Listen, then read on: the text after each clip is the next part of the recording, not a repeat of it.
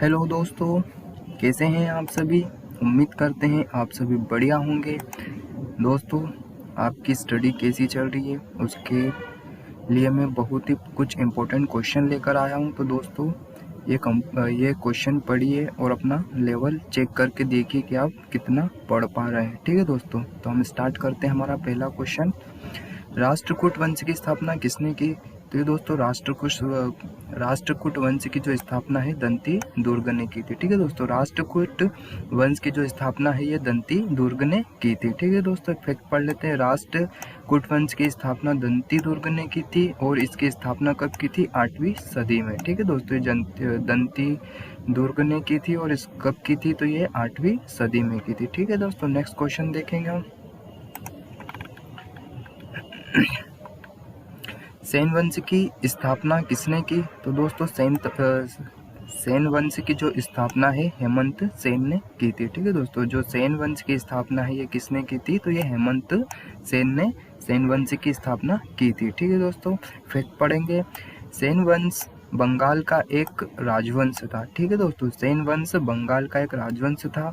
इसकी स्थापना हेमंत सेन ने की थी। ठीक है दोस्तों, याद रखिएगा। नेक्स्ट क्वेश्चन देखेंगे। कृष्णा प्रथम जो राष्ट्रकूट वंश का राजा था। ठीक है दोस्तों, राष्ट्रकूट वंश का प्रथम राजा कौन था? तो ये कृष्णा था। ठीक है दोस्तों, याद रखिएगा। राष्ट्रकूट का जो प्रथम वंश का राजा था ये कृष्णा था। ठीक है, उसने निम्नलिखित में से क्या बनवाया था? ठीक है दोस्तों, तो उसने एलोरा के शिव मंदिर को बनवाया था। ठीक है, जो कृष्ण प्रथम ने एलोरा के शिव मंदिर बनवाए थे। ठीक है दोस्तों, एक पढ़ेंगे। एलोरा के शिव मंदिर प्रसिद्ध राष्ट्रकूट राजा कृष्ण प्रथम ने बनवाए थे। ठीक है दोस्तों, एलोरा के शिव मंदिर प्रसिद्ध राष्ट्रकूट राजा कृष्ण प्रथम ने बनवाए थे। ठीक है दोस्तों, नेक्स्ट क्वेश्चन देखेंगे। वल्लभी काल किस काल को कहा जाता है? तो दोस्तों, ये गुप्त काल को वल्लभी काल कहा जाता है। ठीक है दोस्तों, ध्यान रखिएगा, जो ये वल्लभी काल गुप्त काल को कहा जाता है। ठीक है दोस्तों, वल्लभी काल जो है गुप्त काल के समान था। ठीक है, ये जो वल्लभी काल है ये गुप्त काल के समान था, इसलिए इसे क्या कहा जाता है? वल्लभी काल गुप्त काल कहा जाता है। ठीक है दोस्तों, याद रखिएगा। नेक्स्ट क्वेश्चन देखेंगे। भारत की रुई अन्य रुइयों से अधिक सफेद है, यह विचार किसका था? ठीक है दोस्तों, भारत की रुई अन्य रुइयों से सफेद है, यह विचार किसका था? तो ये दोस्तों जो मेगास्थनीज है ये इसका विचार था। ठीक है, भारत की रुई अन्य रुइयों से अधिक सफेद है, यह विचार मेगास्थनीज का था। ठीक है दोस्तों, मेगास्थनीज सेल्यूकस द्वारा नियुक्त चंद्रगुप्त मौर्य के दरबार में राजदूत भी था। ठीक है दोस्तों, और जो मेगास्थनीज ने उसने क्या इंडिका नामक पुस्तिका भी लिखी थी। ठीक है दोस्तों, जो मेगास्थनीज है उसने यह विचार किया था कि भारत की रुई अन्य रुइयों से अधिक सफेद है और ये सेल्यूकस द्वारा नियुक्त चंद्रगुप्त मौर्य के दरबार में राजदूत था। और ये मेगास्थनीज ने कौन सी बुक लिखी है? तो ये इंडिका नामक पुस्तक लिखी है। ठीक है दोस्तों, नेक्स्ट क्वेश्चन देखेंगे। कुषाणों ने किसके सिक्के चलवाए? ठीक है दोस्तों, कुषाणों ने किसके सिक्के चलवाए? तो दोस्तों, कुषाणों ने सोने के, चांदी के और तांबे के, मतलब उपयुक्त सभी, मतलब कुषाणों ने सोने, चांदी और तांबे के सिक्के चलवाए। ठीक है दोस्तों, फैक्ट पढ़ेंगे। कुषाणों ने सोने, चांदी एवं तांबे के सिक्के चलवाए। कुषाणों को तुषारी लोग भी कहा जाता था। ठीक है दोस्तों, ये याद रखना, कुषाणों को तुषारी भी कहा जाता था। ठीक है दोस्तों, नेक्स्ट क्वेश्चन देखेंगे। अंतिम मौर्य सम्राट कौन था? तो दोस्तों, अंतिम मौर्य जो सम्राट था ये बृहद्रथ। ठीक है दोस्तों, ये बृहद्रथ था। ठीक है दोस्तों, जो अंतिम मौर्य ये बृहद्रथ था। ठीक है दोस्तों, फैक्ट पढ़ेंगे। अंतिम मौर्य सम्राट बृहद्रथ था, जिसे उसके सेनापति सम्राट पुष्यमित्र शुंग ने मारकर शुंग राज्य की स्थापना की थी। ठीक है दोस्तों, जो बृहद्रथ था इसे उसके सेनापति सम्राट पुष्यमित्र शुंग ने मारकर शुंग राज्य की स्थापना की थी। ठीक है दोस्तों, याद रखिएगा। नेक्स्ट क्वेश्चन देखते हैं। अभिधम्म में कथावस्तु के बारे में किसने लिखा है? ठीक है दोस्तों, अभिधम्म में कथावस्तु के बारे में किसने लिखा? तो ये मोगली पुत्र तिस्मी ने। ठीक है दोस्तों, ये लिखा है मोगली मोगली पुत्र तिस्स ने। ठीक है दोस्तों, याद रखिएगा अभिधम्म में कथावस्तु के बारे में ये मोगली पुत्र तिस्स ने लिखा हुआ है। ठीक है दोस्तों, याद रखिएगा जो मोगली पुत्र तिस्स बौद्ध धर्म के भिक्षुक और विद्वान थे। ठीक है दोस्तों, ये जो मोगली पुत्र है ये कौन थे, ये तिस्स बौद्ध धर्म के भिक्षु और विद्वान थे। वह अशोक के आध्यात्मिक गुरु थे और अशोक के पुत्र महिंद्रा के आध्यात्मिक गुरु भी थे। ठीक है दोस्तों, ध्यान रखिएगा ये। नेक्स्ट क्वेश्चन देखते हैं।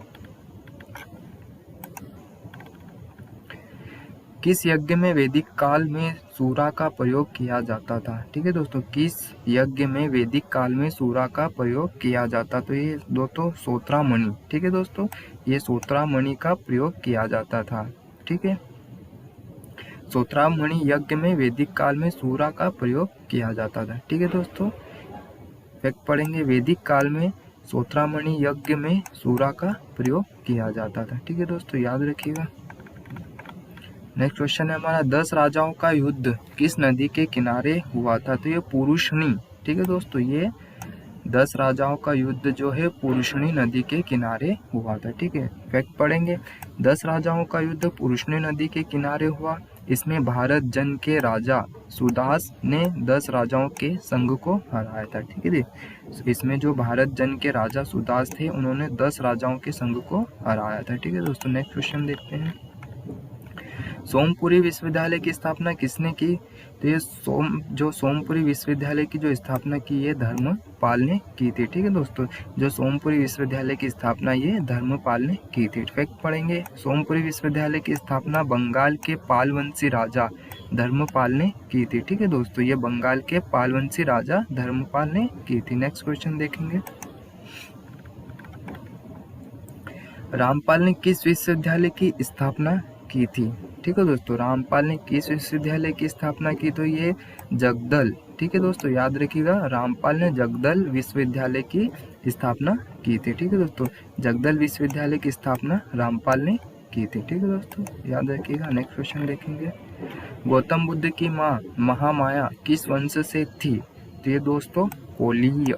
ठीक है दोस्तों, जो गौतम बुद्ध की माँ कोलीय वंश की से थी। ठीक है दोस्तों, गौतम बुद्ध की माँ महामाया कोलीय वंश से थी। ठीक है, फैक्ट पढ़ेंगे, गौतम बुद्ध की माँ महामाया, ठीक है, क्षत्रिय वंशी कोलीय वंश की रानी थी। ठीक है दोस्तों, उनका विवाह क्षत्रिय शाक्य वंशी राजा शुद्धोधन से हुआ था। ठीक है दोस्तों, याद रखिएगा, जो गौतम बुद्ध की माता थी महामाया, ये क्षत्रिय वंश की कोली वंश की रानी थी और उनका विवाह किनसे हुआ था, क्षत्रिय शाक्य वंशी राजा शुद्धोधन से हुआ था। ठीक है दोस्तों, नेक्स्ट क्वेश्चन देखेंगे, वल्लभी विश्वविद्यालय का विकास किसने कराया, तो ये दोस्तों भट्टारक। ठीक है दोस्तों, ये भट्टारक है, वल्लभी विश्वविद्यालय का जो विकास भट्टारक ने करवाया था। ठीक है दोस्तों, जो वल्लभी विश्वविद्यालय का विकास भट्टारक ने कराया था। ठीक है दोस्तों, नेक्स्ट क्वेश्चन देखेंगे, विक्रमशिला विश्वविद्यालय का विकास किसने करवाया, तो दोस्तों ये धर्मपाल जी ने करवाया था। ठीक है, विक्रमशिला विश्वविद्यालय का विकास धर्मपाल ने करवाया था। ठीक है दोस्तों, फैक्ट पढ़ेंगे, विक्रमशिला विश्वविद्यालय बंगाल में था, जो प्राचीन भारत का एक प्राचीन प्रसिद्ध विश्वविद्यालय था और इसका निर्माण जो है पाल राजा धर्मपाल ने करवाया था। ठीक है दोस्तों, जो ये विक्रमशिला विश्वविद्यालय है ये बंगाल में था, जो प्राचीन भारत का एक प्राचीन प्रसिद्ध विश्वविद्यालय था और इसका निर्माण जो है पाल राजा धर्मपाल ने करवाया था। ठीक है दोस्तों, नेक्स्ट क्वेश्चन देखेंगे 16, नालंदा विश्वविद्यालय का विकास किसके काल में हुआ था, तो ये दोस्तों कुमारगुप्त। ठीक है दोस्तों, याद रखिएगा, जो नालंदा विश्वविद्यालय का जो विकास है ये कुमारगुप्त काल में हुआ था। ठीक है, नालंदा विश्वविद्यालय का विकास गुप्त राजा कुमारगुप्त के समय हुआ। ठीक है, कुमारगुप्त गुप्त वंश का एक राजा और चंद्रगुप्त विक्रमादित्य का पुत्र था। ठीक है दोस्तों, ये जो कुमारगुप्त थे किनके पुत्र थे, तो ये विक्रमादित्य का पुत्र था। ठीक है दोस्तों, नेक्स्ट क्वेश्चन देखेंगे, बौद्ध धर्म का कौन सा अंग मूर्ति पूजा में विश्वास नहीं करता है। ठीक है दोस्तों, बौद्ध धर्म का कौन सा अंग मूर्ति पूजा में विश्वास नहीं करता, तो ये यान। ठीक है दोस्तों, ये बौद्ध धर्म का हीनयान अंग मूर्ति पूजा में विश्वास नहीं करता है। ठीक है दोस्तों, फैक्ट पढ़ेंगे। हीनयान बौद्ध धर्म की शिक्षाओं पर विश्वास करता है। जो हीनयान है ये मूर्ति पूजा पर विश्वास नहीं करता है और न ही यह विश्वास करता है कि बुद्ध भगवान थे। ठीक है दोस्तों, नेक्स्ट देखेंगे हम अपना क्वेश्चन। कौन सा पिटक नैतिक आचार संहिता के बारे में बताता है? तो ये जो विनय पिटक है दोस्तों, ये नैतिक आचार संहिता के बारे में बताता है। ठीक है दोस्तों, ये जो विनय पिटक है ये किसके बारे में बताता है? नैतिक आचार संहिता के बारे में बताता है। ठीक है दोस्तों, फैक्ट पढ़ेंगे। जो विनय पिटक नैतिक आचार संहिता के बारे में है, इसमें मुख्यतः कानून था। इसमें संघ, भिक्षुओं और भिक्षुणियों के लिए नियम है। ठीक है दोस्तों, ये जो विनय पिटक है इसमें मुख्यतः कानून था और इसमें किनके लिए था? ये संघ, भिक्षुओं और भिक्षुणियों के लिए एक नियम था। ठीक है दोस्तों, नेक्स्ट क्वेश्चन देखेंगे हम अपना। बौद्ध धर्म की शिक्षाओं के बारे में कौन सा ग्रंथ बताता है? तो ये दोस्तों सुत्त पिटक है।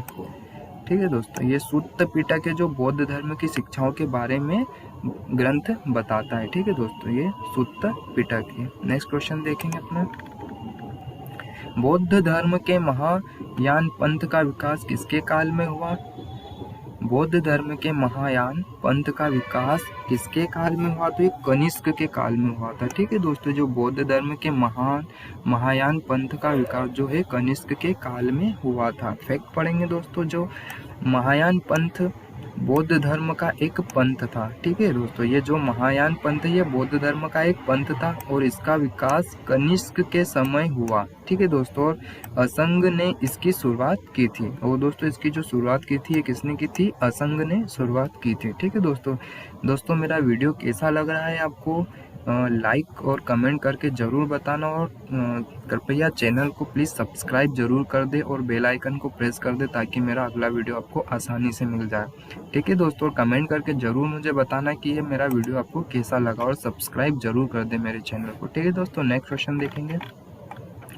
विश्व का सबसे बड़ा महाकाव्य है? तो दोस्तों जो महाभारत ही विश्व का सबसे बड़ा महाकाव्य है। ठीक है दोस्तों, जो विश्व का सबसे बड़ा महाकाव्य है जो है महाभारत है। ठीक है दोस्तों, फैक्ट पढ़ेंगे। महाभारत दुनिया का सबसे बड़ा महाकाव्य है और इसकी जो रचना वेदव्यास ने की थी। ठीक है दोस्तों, इसकी जो रचना किसने की थी? ये वेदव्यास जी ने की थी। ये याद रखिएगा दोस्तों, जो इनकी रचना वेदव्यास जी ने की थी। और विश्व का जो सबसे बड़ा महाकाव्य है ये महाभारत है। ठीक है दोस्तों, नेक्स्ट क्वेश्चन देखेंगे हम। बोगज कोई अंजी लेक कहाँ खोजा गया है? ठीक है दोस्तों जी, ये जो बोगज कोई अंजी लेक है ये कहाँ खोजा गया? तो ये दोस्तों टर्की में खोजा गया था। ठीक है दोस्तों, ये जो बोगज कोई अंजी लेक है ये टर्की में खोजा गया था। ठीक है दोस्तों, नेक्स्ट क्वेश्चन देखेंगे।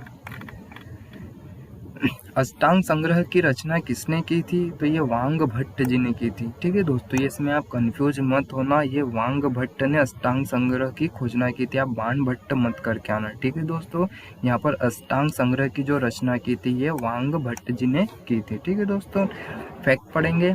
जो अष्टांग संग्रह आयुर्वेद से संबंधित पुस्तक है जिसकी रचना वांग भट्ट ने की थी। ठीक है दोस्तों, ये जो अष्टांग संग्रह आयुर्वेद से संबंधित एक पुस्तक है जिसकी रचना वांग भट्ट ने की थी। ये जो अष्टांग संग्रह है जो एक पुस्तक से जो आयुर्वेदिक पुस्तक से संबंधित है। ठीक है दोस्तों, और इसकी रचना किसने की थी? तो यह वांग भट्ट जी ने की थी। ठीक है दोस्तों, याद रखिएगा। नेक्स्ट क्वेश्चन देखते हैं। 8वीं सदी में त्रिकोणीय संघर्ष किसके बीच था? ठीक है दोस्तों, 8वीं सदी में त्रिकोणीय संघर्ष किसके बीच था? तो ये दोस्तों चालुक्य, पल्लव और पांडव। ठीक है दोस्तों, याद रखिएगा आप, चालुक्य, पल्लव और पांडव। ठीक है, जो 8वीं सदी में त्रिकोणीय संघर्ष चालुक्य, पल्लव और पांडव के बीच में था। ठीक है दोस्तों, याद रखिएगा। नेक्स्ट क्वेश्चन देखेंगे। कोरोमंडल शब्द को निम्नलिखित में से किस राज्य के राज्य से लिया गया? ठीक है दोस्तों, जो कोरोमंडल शब्द को निम्नलिखित में से किस राज्य के राज्य से लिया गया? तो दोस्तों चोल जो है चोल राज्य से लिया गया। जो कोरोमंडल शब्द को है चोल राज्य से लिया गया। ठीक है दोस्तों, फैक्ट पढ़ेंगे। कोरोमंडल शब्द चोल राज्य से संबंधित है। ठीक है दोस्तों, ये जो कोरोमंडल शब्द है ये किससे संबंधित है? चोल राज्य से संबंधित है। ठीक है, कोरोमंडल तट भारतीय प्रायद्वीप की दक्षिण पूर्वी तट रेखा को दिया गया एक नाम है। ठीक है दोस्तों, ये जो कोरोमंडल है ये भारतीय प्रायद्वीप की दक्षिण पूर्वी तट रेखा को दिया गया एक नाम है। ठीक है दोस्तों, याद रखिएगा। नेक्स्ट क्वेश्चन लिखते हैं, कौन सा कथन गलत है इसमें? तो दोस्तों इसमें कोई सा भी गलत कथन गलत नहीं है, क्योंकि पांड्य वंश की राजधानी मदुरई थी। ठीक है दोस्तों, ये याद रखिएगा, जो पांड्य वंश की राजधानी थी मदुरई थी और चेरों की राजधानी जो वंशी थी। ठीक है दोस्तों, ये चेरों की राजधानी जो थी वंशी थी और विदेह राज्य की राजधानी क्या थी? मिथिला थी। ठीक है दोस्तों, ये याद रखिएगा, आप पूछते हैं अधिकतर क्वेश्चन इसके। जो पांड्य वंश की राजधानी थी मदुरई थी और चेरों की राजधानी वंशी थी और विदेह राज्य की जो राजधानी थी ये मिथिला थी। ठीक है दोस्तों, नेक्स्ट क्वेश्चन देखेंगे, ऋग्वेद का एक मंडल किसके लिए समर्पित है? तो ये सोम के लिए समर्पित है। ठीक है दोस्तों, ये जो ऋग्वेद का एक मंडल है किसके लिए समर्पित है? तो ये सोम के लिए समर्पित है। ठीक है दोस्तों, याद रखिएगा। नेक्स्ट क्वेश्चन देखेंगे, विक्रमशिला विश्वविद्यालय किस गांव में था? ठीक है दोस्तों, तो ये अंतिचक जो गांव है विक्रमशिला विश्वविद्यालय यहाँ पर था। ठीक है दोस्तों, विक्रमशिला विश्वविद्यालय जो है अंतिचक गांव में था। फैक्ट पढ़ेंगे, विक्रमशिला विश्वविद्यालय प्राचीन भारत का एक श्रेष्ठ विश्वविद्यालय था। ठीक है दोस्तों, ये जो विक्रमशिला विश्वविद्यालय ये प्राचीन भारत का एक श्रेष्ठ विश्वविद्यालय था और इसकी स्थापना पाल राजा धर्मपाल ने की थी। ठीक है दोस्तों, इसकी स्थापना किसने की थी? तो ये पाल राजा धर्मपाल ने की थी। ठीक है, इसे बख्तियार खिलजी ने नष्ट किया था। ठीक है दोस्तों, इसे किसने नष्ट कर दिया था? तो इसने बख्तियार खिलजी ने नष्ट कर दिया था। ठीक है दोस्तों, नेक्स्ट क्वेश्चन देखेंगे आज हमारा,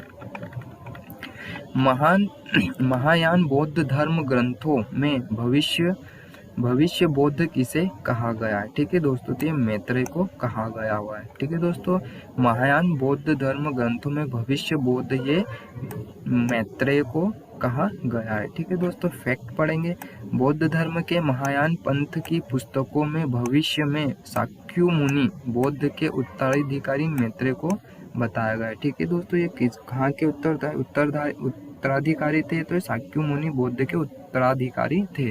ठीक है दोस्तों, जो महायान बौद्ध धर्म ग्रंथों में भविष्य बोध किसे कहा गया है? तो ये मैत्रेय को कहा गया है। ठीक है दोस्तों, नेक्स्ट क्वेश्चन देखेंगे,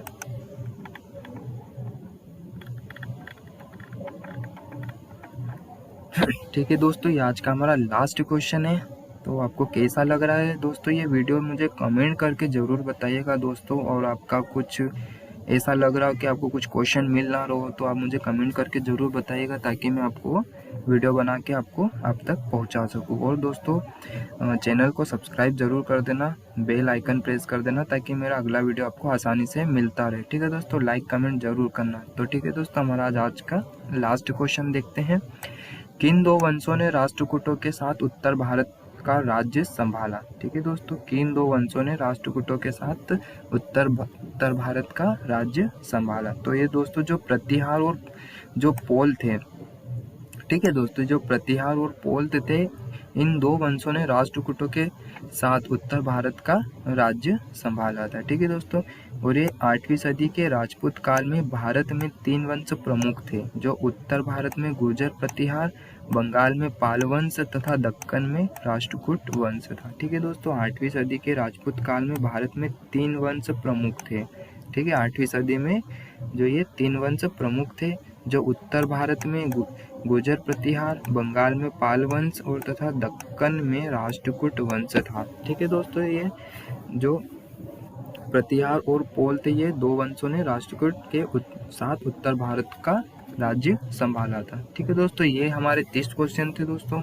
आपको कैसे लगे प्लीज़ मुझे कमेंट करके ज़रूर बताइएगा, और चैनल को लाइक और सब्सक्राइब ज़रूर कर देना, और बेल आइकन ज़रूर प्रेस कर देना ताकि मेरा आपको अगला वीडियो आसानी से मिलता रहे। और आपको ये क्वेश्चन कैसे लगे मुझे कमेंट करके ज़रूर बता देना।